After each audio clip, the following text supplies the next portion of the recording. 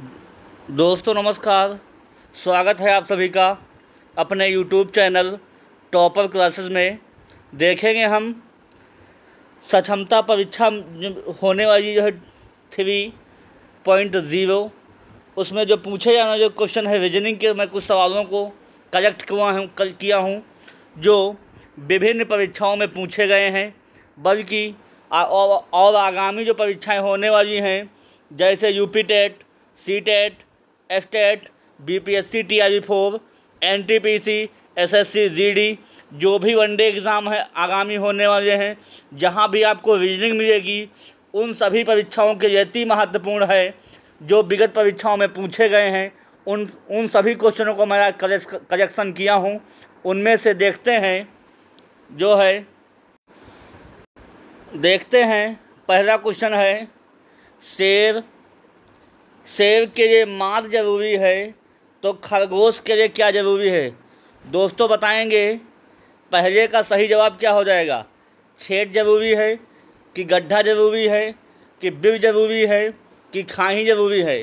शेर अगर मांस ज़रूरी होता है तो आप लोगों को पता होगा खरगोश के लिए बिल ज़रूरी होना चाहिए। क्या होना चाहिए? रहने के लिए क्या होना चाहिए? बिल। इसलिए ऑप्शन नंबर 3 सही जवाब हो जाएगा। तो दोस्तों ये परीक्षा में पूछा गया सवाल है, इसलिए इसको मैंने कलेक्ट किया है। आप लोगों को घबराने की ज़रूरत नहीं है। देखिए आराम से रीजनिंग भी बनाइए अच्छे से और परीक्षा में हल कीजिए, ठीक है। दोस्तों दूसरे क्वेश्चन पे चलते हैं। अगला क्वेश्चन है एक कोड भाषा में FRIEND को GQJDOC के रूप में लिखा जाता है, तो उसी भाषा में PEACE कैसे लिखा जाएगा? दोस्तों देखते हैं कैसे बनाएंगे क्वेश्चन को। देखिएगा इसमें 3 और 3 6 अक्षर हैं, ठीक है। अल्फ़ाबेट 6 हैं, इसमें भी 6 हैं, बट इसमें 5 का पूछा है। देखिए कैसे बनाते हैं। F के बाद आता है G, मतलब पहले +1 हुआ है, ठीक है। और R के बाद ऐसा आना चाहिए था, मगर क्या आया है? R के बाद Q आया है, मतलब QR, मतलब क्या हुआ है? -1 हुआ है, ठीक है। I के बाद क्या आया है? J आया है, मतलब +1 हुआ है। क्या हुआ है? +1, ठीक है। E के बाद D आया है, मतलब -1 हुआ है। N के बाद O आया है, मतलब +1 हुआ है।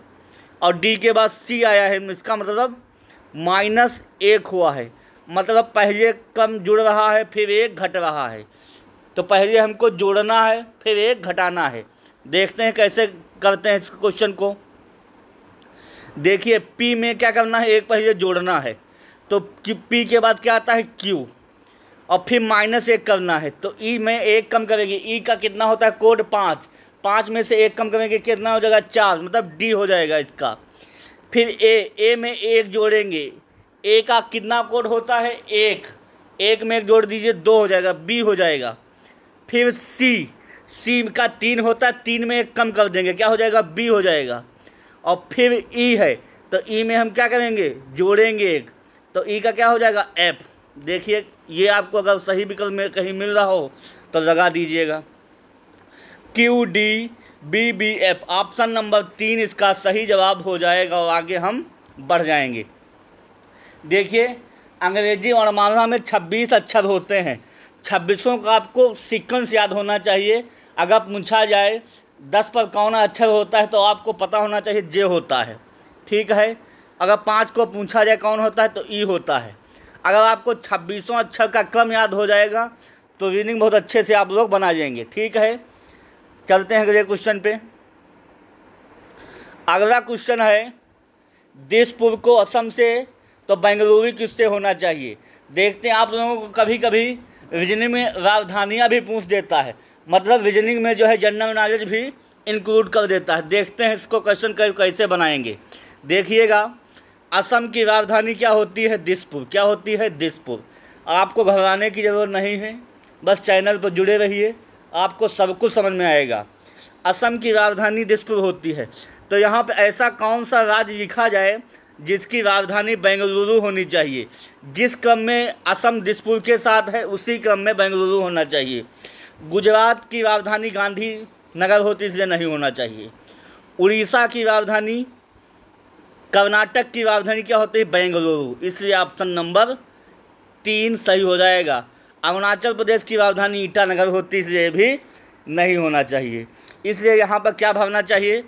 कर्नाटक। क्या भरना चाहिए? कर्नाटक।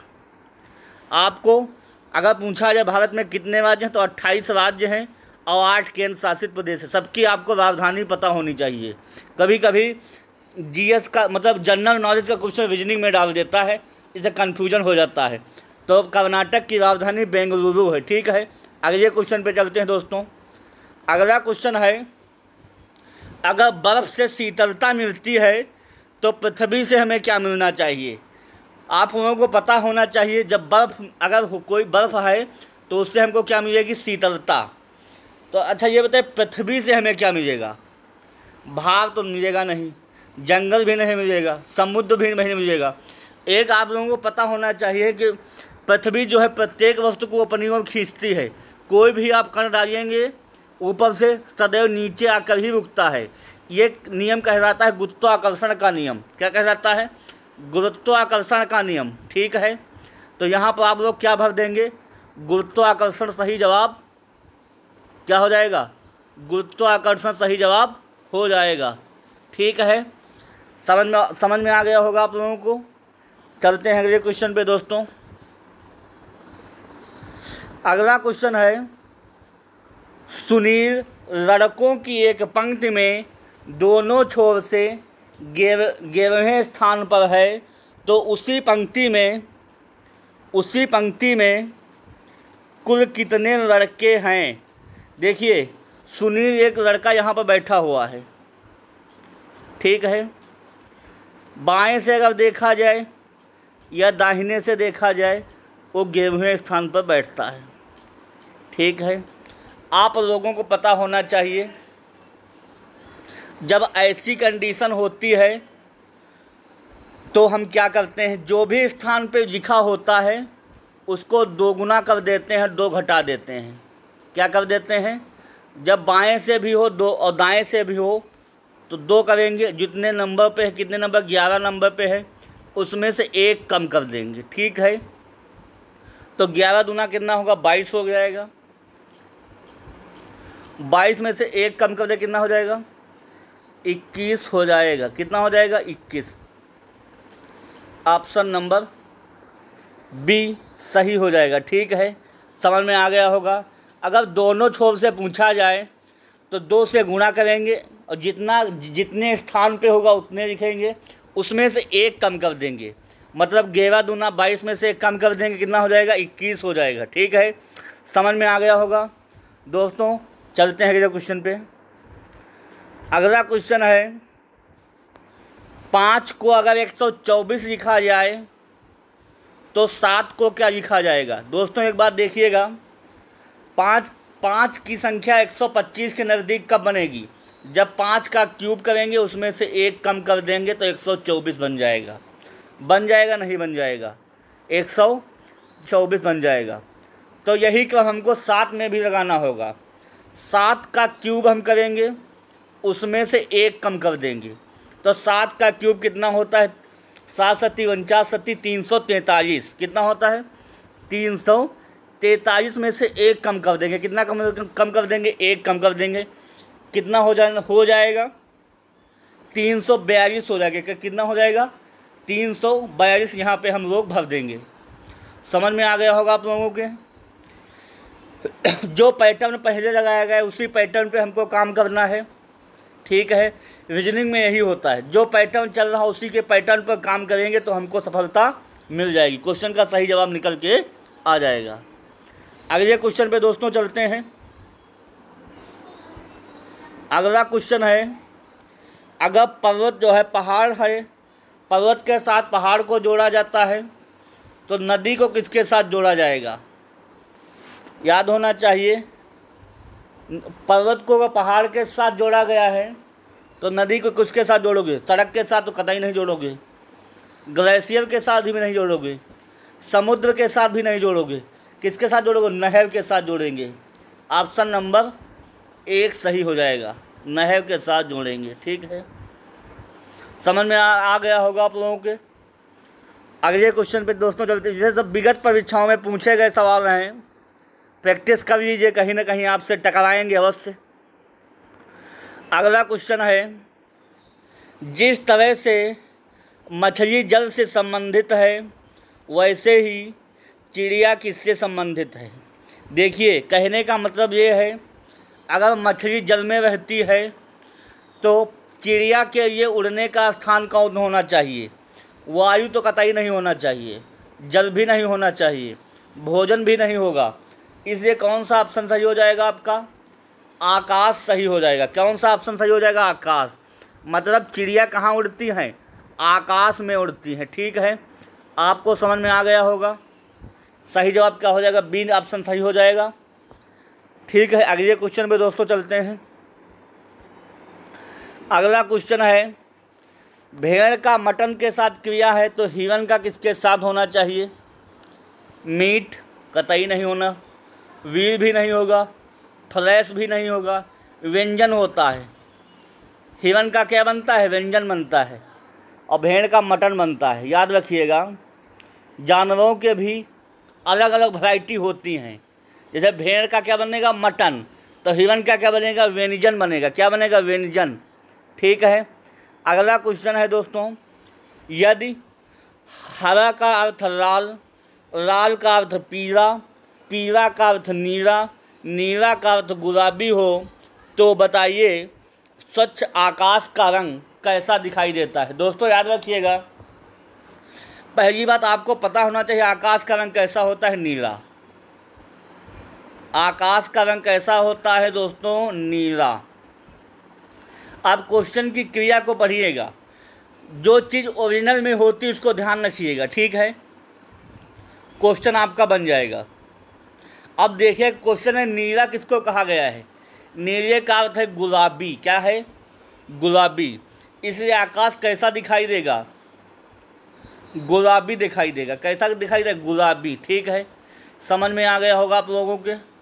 किसी को कोई दिक्कत, अगर दिक्कत हो तो बताइएगा, मैं बाद में फिर से आप लोगों को वीडियो बना दूंगा। चिंता वाली कोई बात नहीं, बस पढ़िए और सीखिए, मेहनत को अपनी साकार करिए। देखिए, अगर आपको अच्छा लग रहा हो तो चैनल को प्लीज़ लाइक ज़रूर करिए, लाइक करिए, सब्सक्राइब करिए, दोस्तों में बांटिए। ठीक है, आपको अच्छे से अच्छा कंटेंट मैं देने का प्रयास करूँगा। अगला क्वेश्चन है, अगला है 8, 13, 13, 23, 18, 33। ये श्रेणी बड़ी अजीब क्रम में दी गई है। देखते हैं कैसे बनेगा, कैसे बनेगा देखते हैं। 8 के बाद 13 आया है, 13 के बाद 23 आया है, 18 के बाद 33 आया। देखिए 8 की गुणा अगर 2 से कर देंगे तो 16 हो जाएगा, और 16 में 3 कम कर देंगे, 13 बन जाएगा। पहला ऑप्शन क्लियर हो गया। अब दूसरे पेयर पे चलते हैं। अगर 13 को 2 से गुणा कर देंगे और -3 कर देंगे तो 23 बन जाएगा। कितना बन जाएगा, 23। दूसरा भी क्लियर होगा। तीसरे के पास चलते हैं। 18 को 2 से गुणा करेंगे, 3 कम कर देंगे, 36, 33 हो जाएगा। ठीक है, समझ में आ गया आपको। 13 हुआ, 23 हुआ, 33 हुआ। अब देखिएगा, पहले 8 था, फिर 13 बना, फिर 13 था, 18 बना, अब 18 था, 23 बनेगा। कितना बनेगा, 23 बनेगा। तो ऑप्शन नंबर ए सही हो जाएगा। ठीक है, आपको सीक्वेंस समझ में आ गया होगा कि 8 के बाद 13 हुआ, 13 के बाद 18 हुआ, 18 के बाद 23 हो जाएगा। समझ में आ गया होगा। अगले क्वेश्चन पे दोस्तों चलते हैं। अगला क्वेश्चन है, एक कूट भाषा में ABCD को 2, 4, 6, 8 और EFGH को 1, 3, 5, 7 लिखा जाता है तो उसी कूट भाषा में CAGE को क्या लिखेंगे। दोस्तों ABCD को क्या लिखा गया है, 2, 4, 6, 8। EFGH को क्या लिखा गया है, 1, 3, 5, 7। तो उसी प्रकार CAGE को क्या लिखेंगे। देखिए C है तो C का यहाँ पर कोड कितना दिया गया है, 6। ए का कोड क्या दिया गया है 2, जी का कोड क्या दिया गया है 5, ई का कोड क्या दिया गया है 1। दोनों के कोडों से हमने इसको सम्मिलित कर लिया। कितना बन गया? 6251। जहाँ पर भी आपको 6251 दिखाई दे, खट से मार दीजिएगा, आगे बढ़ जाइएगा। दोनों के योग से जो है हमने सवाल को बनाया है 6251, और आप लोग आगे बढ़ जाइएगा। कोई दिक्कत, अगर परेशानी किसी को कोई हो तो कमेंट बॉक्स में कमेंट करिएगा, मैं फिर से बताने का प्रयास करूँगा। अगले क्वेश्चन पे दोस्तों चलते हैं। अगला क्वेश्चन है, एक दिन में एक घड़ी की दोनों सुई कितनी बार एक साथ होंगी? कहने का मतलब है एक घड़ी जो होती है एक दिन की बात कर रहा है, मतलब दिन में होते हैं 24 घंटे। कितने होते हैं? 24 घंटे।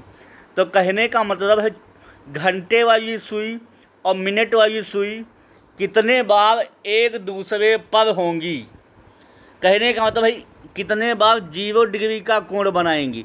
तो याद रखिएगा 24 घंटे हो जाए तो उसमें 2 कम कर दीजिएगा, 22 बार एक साथ वो मिलेंगी। कितनी बार मिलेंगी? 22 बार एक साथ मिलेंगी। तो दोस्तों समझ में आ गया होगा। अगले क्वेश्चन में दोस्तों चलते हैं। तो ये श्रृंखला समाप्त होती है रीजनिंग के। तो दोस्तों सेशन कैसा लगा? ये सक्षमता परीक्षा में ही नहीं बल्कि जो आगामी परीक्षाएं होने वाली हैं उन सभी परीक्षाओं के लिए अति महत्वपूर्ण है।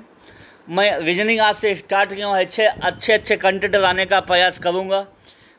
बिल्कुल 0 स्तर से मैं उठाने का प्रयास कर रहा हूँ। हाई क्वेश्चन देने से कोई मतलब नहीं है, क्योंकि स्टार्टिंग हो तो अच्छे से होनी चाहिए। इससे गंभीरता से पढ़िए, फालतू के क्वेश्चन बनाने से कोई लाभ नहीं है। जो आपके ऊपर से निकल जाए, मेरा भी टाइम वेस्ट हो, आप भी ना देखें और वीडियो को स्किप कर दें। तो क्वेश्चन ऐसे लाइए जो परीक्षा में पूछे जाए और समझ में आए। ठीक है, धीरे धीरे ये भी बढ़ा रहा हूँ, डरिए नहीं, मुकाबला करिए और अपनी कंपटीशन को मजबूत बनाइए। ठीक है, जितनी भी आज मेहनत कर लेंगे कल उसका परिणाम मीठा ही होगा, क्योंकि कल कभी नहीं होता। जो तैयारी करनी है आज से ही लगिए, जो कमी रह गई उसको पूरा करिए। जो भी परीक्षाओं में 1-2 नंबर से रह रहा है आप लोगों का, मेहनत दुगनी ऊर्जा के साथ मेहनत करिए। कोई परीक्षा नहीं है जिसमें आप लोग बीट कर जाएं, हर परीक्षा आप लोगों से बीट हो जाएगी। ठीक है, तो इसलिए मैं अगले सेशन में फिर मिलूँगा। तब तक के लिए वाणी को विराम देता हूँ, फिर मिलूँगा। Okay, thank you.